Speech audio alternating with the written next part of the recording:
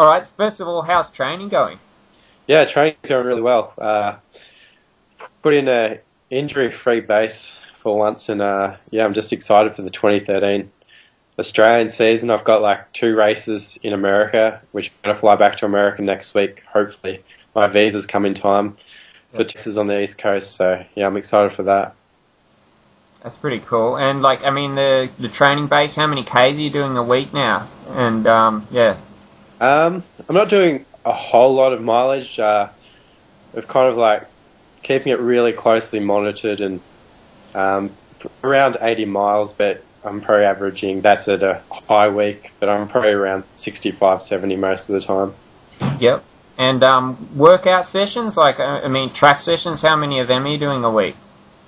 So yeah, with our group under Ron Warhurst, my coach, we do 2 workouts a week, so, which is a Tuesday and a Friday. So Yep. just 2 workouts. They're pretty intense, long sessions under Ron, so the rest of the time it's kind of just recovering and 2 long runs a week and just getting yourself ready for those workouts. Yeah. Any kind of staple session that you like to do a few weeks before a meet, or something that you can kind of gauge where you're at with? Not really. Ron's got a lot of workouts, he's always thinking of workouts. He's constantly thinking of different things that will be able to simulate you for your race situations and what you need at that time. So you never really know what he's going to throw at you. We kind of like work out a month ahead of time each workout, and with also my brother helps out as well because he worked closely with me since I've been a real little tacker. So Yeah. Ben and Ron kind of work together and work out which workouts are going to work for me at that point in time. So yeah, I like to go into races pretty fresh. I'm not one to train too heavily with a week to go before a race. Gotcha. And so you're going to do part of the Australian season. Is that correct? Yeah, so I've got these 2 indoor races, which hopefully I get finalised, penciled my name in a week or so I can go over there and run these That's 2 mile races on the East New Coast. Balance. Is that correct? Yeah, hopefully, Yeah. Boston and Milrose is what I'm looking at, and Nice. which is New Balance. Yep. And then come back and get ready for Sydney and Melbourne, and of course Australian champs is kind of the short-term goal. Yeah, that's pretty good. And so, why Michigan? I mean, obviously Ron Warhurst and that. Do you have any long-term plans to kind of come home eventually and do a training base here, or just you kind of see yourself there for the long haul? Well, I'm currently in Australia at the moment, so I got out of the cold weather. Yeah. So I do spend a lot of time in Australia. It's kind of like nearly half and half, really. But Yeah. to be in that situation where we're called the Very Nice Track Club, and we've got a training centre on Jackson Road in Ann Harbour called the Running Institute, which has all our facilities. We've got a few physiotherapists there. We've got our Alta-G. We've got access to underwater treadmills. We've kind of got everything there. So Yeah. kind of like just the access to be able to call someone up and be 2 minutes away from all those facilities 24/7 is something that I kind of really wanted to be in the environment with facilities like that, but also a world-class coach and a world-class training Yeah. partner. So I'm training day in, day out with Nick Willis and Yeah. Leah and just a stack of other guys who are, it was kind of like I come from a really isolated area in Australia, so I just didn't really have Yeah. those facilities and people around me to train with. Yeah. That's pretty awesome. A bit of a no-brainer there. Yeah. So we'll just kind of move to the college front, just so like people can get an idea of where your head at when you decided to go to Adams State in Colorado, and as opposed to trying to go professional straight out of school. Yeah, so I did a couple of years after high school in Australia. I got my time down to 3:36 for 1,500 metres. Yep. At that time, my brother was coaching me, and he was also over in America. So he was doing the collegiate scene. Here I was basically training my ass off here in Yeah. Australia, and I'm seeing him having the time of his life with everything being basically given to him. It's like collegiate athletics over in America. It's amazing. So Yeah. into it and the programs and that. No, I was like, I got to go over there and visit Dean at one stage, and I was seeing what he was doing, and I was like, oh, I want to be a part of this, especially Adams State, a program that's probably the proudest, most successful cross-country collegiate team out of any division. So I was like, I want to be a part of this. So I went there after I ran 3:36 and did the cross-country season, and we won our national title, so I was pretty proud to be a part of Yeah. Then had the indoor season. We were starting to get ready for the Australian season. Kind of the altitude and everything was starting to take a little bit of effect, and I was struggling a little bit. So I unfortunately didn't really get to run an outdoor season with them. And after that, it was Olympic year, so I was kind of like, I'd had that year going into Adams Day. I told the coach that I wasn't sure I'd try and it would be a 1 year thing, and then we'll look at after that to work out what's the best thing to make the London Olympics. So Yeah. after that, kind of come back home and recouped and try to work out what was the best plan of attack to make those the London Olympics, and sat down. It's tough, all the collegiate commitments. You got to run them, and at times in the indoor season, I was wondering, is this the best thing for me individually? So Yeah. I was kind of like, well, what's going to be best? And looked at all the options, and I kind of saw that. Looked at like Nick Willis, what he was doing after he'd finished second in Beijing. So Yeah. well, this guy's got a pretty good plan, and I'd seen like firsthand that he seemed to have a really tight knit environment around him. It was like the environment, and I was like, that's what I needed at that time. I really had the environment where everything was accessible to me to really get myself on that team for London. Unfortunately, it didn't quite happen.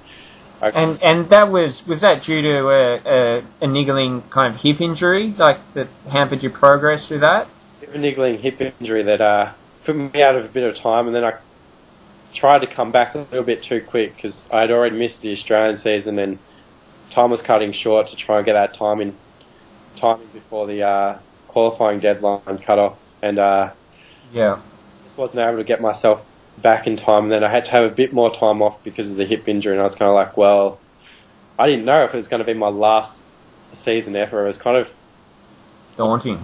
I think it was kind of a make or break a time. Even when I went to Michigan, it was kind of like, well, I don't know how long I can afford to be over here, but I got this work. I've been dreaming about the Olympics since being a little tacker, so go for it. And I kind of like, after that second time off, I was like, well, what do I do? And then started little jogs here and there, and then it got to about the end of May to June, and then we started doing a few workouts in July, and I was pretty good. I did a few quarters, just rolled them out for fun, and I was hitting sub 60s with like I could do it all day long. And then I was like, to run. What do you think about Europe? He's like, give it maybe like a couple more workouts.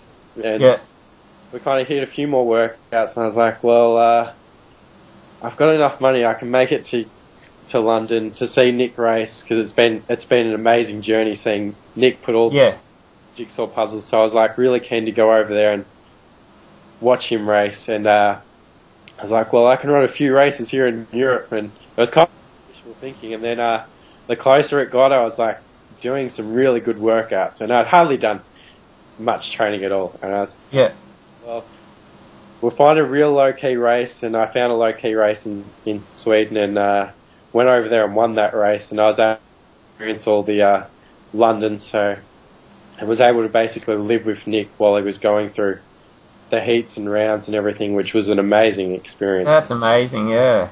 It's kind of like, I didn't get to run, but it was the second best thing, so... Yeah, got to live vicariously through him, and then also be inspired for 2016, I'm sure.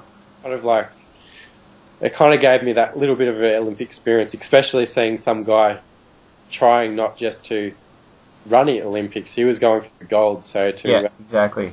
kind of get to see him go through all the emotions and the media attention as well. So it was something else. And then I ran a few more races in Europe, and then come back and ran fifth, where I finished fourth. Yeah, that was phenomenal. In 3:53, was that surprising at all, or you knew you had it in you, and it was just a good day, good race?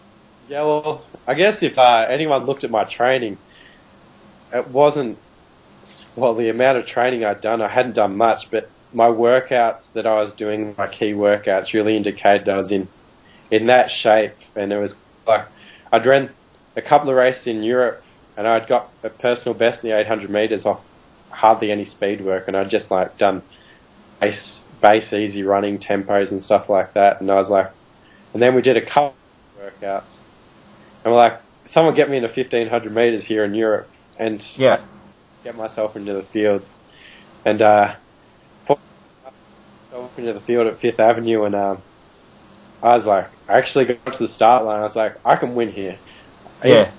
I don't know. I just wasn't intimidated by any of these guys. I think it's because I'm kind of like training day in, day out with Nick and the other guys that I'm like, these guys are really no better than me. And I was able to finish fourth. I was a little bit disappointed as soon as I finished the line. I was like, I should have won this. Yeah. Then like 2 minutes later, I was like, wow, what have I just done? And the doors have opened for me since. And it's kind of like, I wasn't sure leading into that little season I had. This could be my last season ever running, because I didn't know how I was going to be able to financially support me or anything like that. Yeah. So I was kind of like a make or break. Just go into it, just enjoy it, and see what happens. And I don't know, something happened and everything clicked, and I'm just excited. That's awesome. It's a good lesson for everyone, I think. Just the way you just kind of just let it all go, relax, and it all worked out, without overthinking things, especially on that particular day with that race. It was phenomenal. I enjoyed watching it as well. It was pretty intense. It must have been pretty trippy, like running out there and in front of all those people, middle of New York. Yeah, it's a unique event, and it's something else. I was I you always see you going up the Fifth Avenue mile on the road straight down Fifth Avenue, New York, and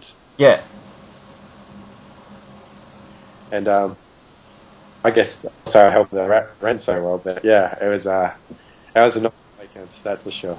No, it's a bit different than running around your area. And what snake did you see the other day? Yeah, I saw a massive brown snake right at the start line of my tempo run. So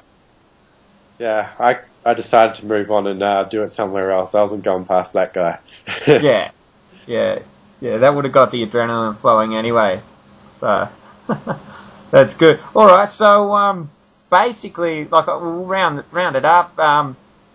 Long-term goals, 2016. Is that a bit of a no-brainer? Yeah, that's a no-brainer. Just take it year by year, race by really.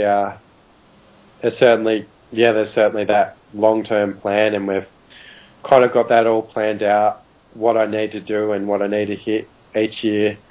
But you can't look too far ahead of what I've made a few mistakes in the past.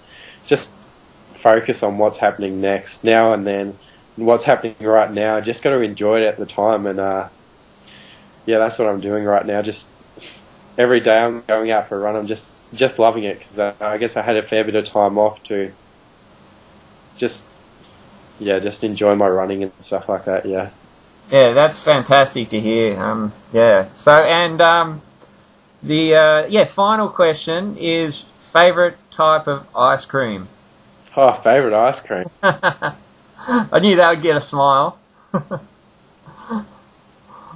My biggest weakness, throw some ice cream in front of me and I won't stop. But I love ice cream that much, that any ice cream really. You like Ben and Jerry's? I mean, there's so much of it over in the US.